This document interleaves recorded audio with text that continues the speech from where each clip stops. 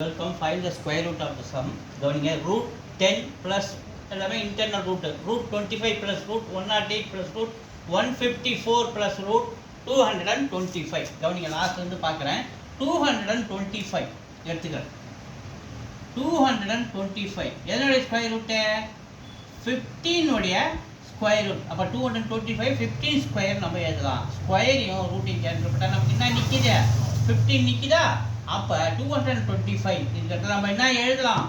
15 அப்படின்னு நம்ம எழுதலாம். இந்த 154 ப்ளஸ் இதை எடுத்துகிட்டு தான் நம்ம என்ன எழுதுறோம்? 15 எழுதுறோம். கவனிங்க.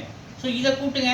154 ப்ளஸ் 15 169. 169 எதுக்கு சமம்? 13 ஸ்கொயருக்கு சமம். ஸ்கொயரு இது எடுத்துக்கிட்டா நமக்கு என்ன நிற்கிது? 13 நிற்கிது. அப்போ இந்த இதை அப்படியே எடுத்துகிட்டு நம்ம என்ன எழுதலாம்? 13 அப்படின்னு நம்ம எழுதலாம். 108 ப்ளஸ் 13 அப்படின்னு நம்ம எழுதலாமா? ஸோ இது ரெண்டுத்தையும் ஆட் பண்ணுங்க. 108 ப்ளஸ் 13 11 கொண்டு மீதி 1 2 121 ரூட் 121. ஸோ ரூட் 121 நம்ம என்ன எழுதலாம்? ரூட் 11 ஸ்கொயர் அப்படின்னு எழுதலாமா? இந்த ஸ்கொயரும் ரூட்டை கேன்சல் ஆச்சு நமக்கு என்ன நிற்கிது? 11 நிற்கிது. ஸோ அப்போ நம்ம என்ன பண்ணலாம்? இந்த இடத்துல 11 எழுதலாம். அப்போ இந்த 25 ப்ளஸ் இந்த 11. கவனிங்க, இது இப்போ ரெண்டுத்தையும் ஆட் பண்ணுங்க. ரூட் 36. இந்த ரூட் 36 எதுக்கு சமம்?